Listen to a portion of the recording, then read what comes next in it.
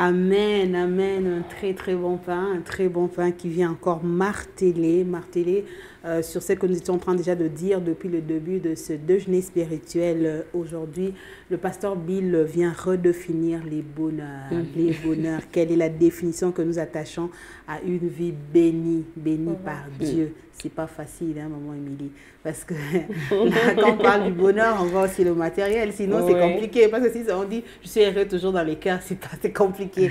Et aujourd'hui, pasteur Bill essaye de redéfinir les choses dans notre quotidien, dans notre façon de faire. Si on peut déjà commencer avec ce point, c'est pain du matin.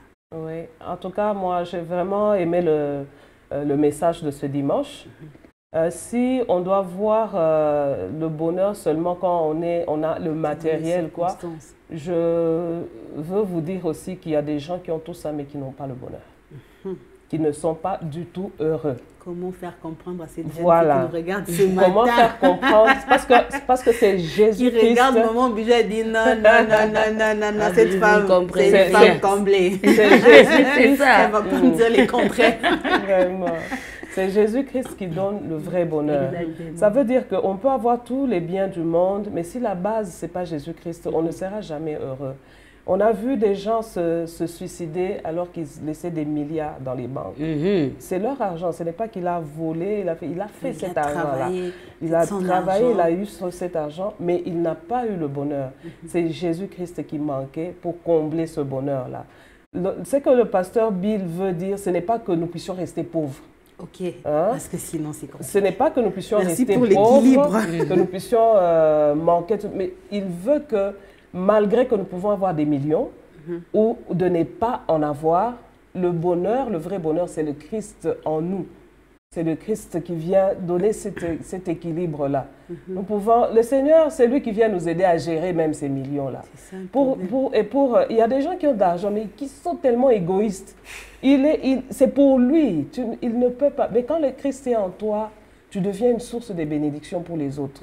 Tu peux donner ton argent pour l'œuvre de Dieu, tu peux servir les autres, tu peux servir la famille. Les gens qui ont l'argent, mais ils ne donnent même pas à la famille. Donc, c'est à lui, ça peut moisir dans la banque, mais il n'a même pas la joie de servir. Parce que donner, c'est quand on a la joie qu'on peut donner. Oui. Et le pasteur veut seulement nous faire comprendre que nous ayons des moyens, que nous n'en ayons pas pour le moment, parce que nous sommes appelés à prospérer. Nous sommes, en tant qu'enfants de Dieu, l'important, c'est d'avoir Christ d'abord. Parce que la vraie paix, la vraie joie, le vrai bonheur, la vraie bénédiction, tout ce que nous pouvons vivre dans ce monde sans Christ, ce n'est rien. Mais le vrai, tout c'est vrai, là, c'est avec Jésus-Christ, en Jésus-Christ. Amen. Voilà. Et c'est pour cela que nous pouvons même surmonter quand nous n'avons pas encore atteint certains objectifs. Nous n'avons pas encore eu certaines choses.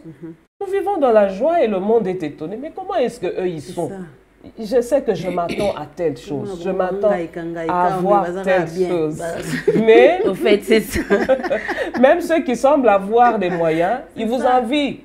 Parce que vous n'en avez pas encore peut-être, ou vous avez vos moindres moyens, mais vous avez Christ qui vous donne le bonheur. Vous avez votre vie de couple, elle est paisible. Maman Bijou, pasteur Bill est en train de dire notre définition de la bénédiction doit dépasser les circonstances. Exactement, ça doit dépasser les circonstances. Parce que si on doit définir notre bénédiction par rapport aux circonstances, maman Charlène, on ne sera jamais heureux.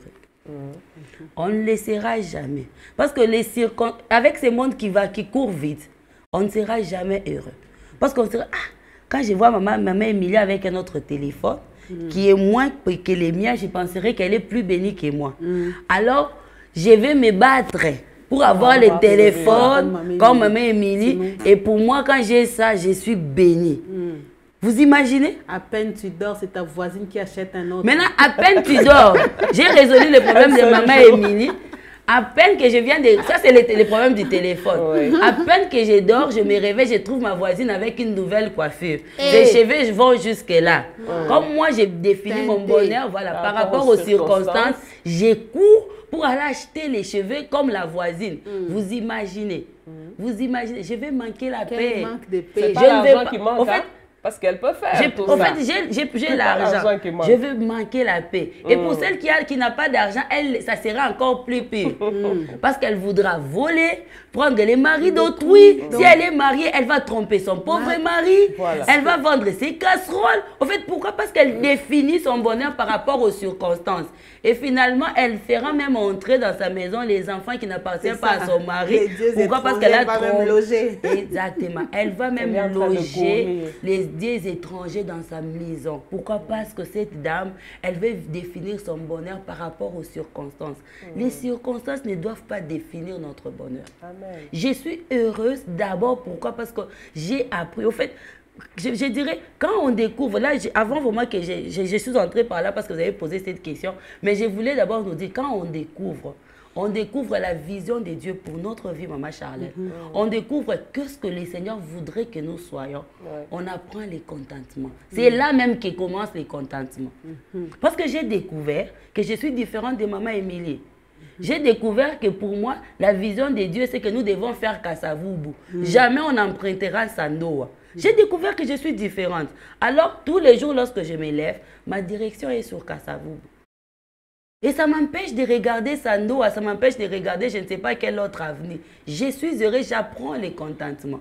Et quand je ne fais pas ça, ça devient compliqué pour moi. Je ne sais pas pourquoi ce matin on parle vraiment aux femmes. En tout cas, j'ai vraiment besoin de parler à une femme. Parce que ce sont les femmes, les jeunes filles qui se mettent la pression pour rien. Vous imaginez, on a donné ici l'exemple. Je vais être comme Maman Émilie, je vais être comme Maman Charlène, je vais être comme Maman Valentine, je vais être comme Maman Sarah. Non. Quand est-ce que je dors? Tu perds même ton identité. Tu peux être comme tout le monde. Je vais être comme tout le monde. Je perds mon identité, sauf être moi-même. Mais lorsque j'arrive à découvrir cette vision de Dieu pour moi, où le Seigneur me montre qui je suis réellement, je conserve mon identité. Amen. Je garde mon moi. Et tous les jours, je travaille pour être moi. Wow. Parce que j'ai découvert que je suis une personne différente. Et exceptionnelle. Et voilà. Maman Émilie, le pasteur Bill nous a lancé le premier point pour définir le bonheur. Il a dit, le bonheur, c'est la compréhension claire de qui est Dieu. C'est par là que commence le bonheur. Voilà. La compréhension claire de qui est Dieu. Oui. La compréhension claire de qui est Dieu pour nous. Déjà, si je comprends que Dieu, il est le créateur incréé, et c'est lui qui décide de tout, c'est lui-même qui nous a donné comment dire, ce mode d'emploi qui est la Bible, comment nous devons nous comporter. C'est lui notre créateur. Le Seigneur nous a créés par amour. Exactement. Donc, il fait de nous ce qu'il veut. Mais au moins déjà, c'est par amour qu'il nous a créés. Donc nous ne pouvons que le suivre. Si je comprends aujourd'hui dans ma vie que le Seigneur est mon créateur, il m'a créé par amour et bien plus encore, il m'a créé à sa ressemblance. Exactement, surtout ça. Il nous a créés à sa ressemblance, à leur ressemblance. Dieu le Père, Dieu le Fils, Dieu le Saint-Esprit. Si nous comprenons toutes ces choses-là, nous ne pouvons pas dévier. Nous ne pouvons pas dévier, nous restons dans les voies, parce que c'est lui qui décide aujourd'hui. Regardez dans la Bible, l'histoire que nous connaissons de la Bible, du peuple de Dieu, comment il a commencé. Le Seigneur frappait. Il décide d'ouvrir la terre aujourd'hui et tu es englouti, mort vivant. Englouti sur la terre. Mais aujourd'hui, c'est peut-être parce que nous ne voyons pas toutes ces... Mais si vous ouvrez bien les yeux, toutes ces choses-là se font encore aujourd'hui. Oui, le Seigneur continue à frapper. Oui, il continue à frapper. C'est peut-être parce qu'il regarde la croix de Jésus, il s'est dit, non, je leur laisse le temps de pouvoir comprendre et de se convertir. Mais la justice de Dieu, elle est encore là, elle est toujours là. Et il faut que nous puissions comprendre que c'est seulement par amour que Dieu nous a créés. On ne mérite rien. On est là à cause de l'amour de Dieu, mais il a mis des choses en nous. Si nous comprenons qui est Dieu pour nous, nous pouvons avancer. Restons dans la marche. La compréhension claire de qui est Dieu pour nous. Voilà le premier point sur le bonheur. Dès que nous comprenons qui est Dieu pour nous, on reste heureux. On reste heureux parce qu'on va comprendre qu'un homme ne peut recevoir que ce qui lui a été donné dans les ciels. Donc si Dieu ne te donne pas, quels que soient les efforts, finalement ça te rend même malheureux parce que Dieu ne t'a pas donné. Si nous comprenons clairement qui est Dieu, nous serons heureux et nous continuerons notre marche tranquillement. C'était le premier point de ce pain du jour qui nous amène déjà au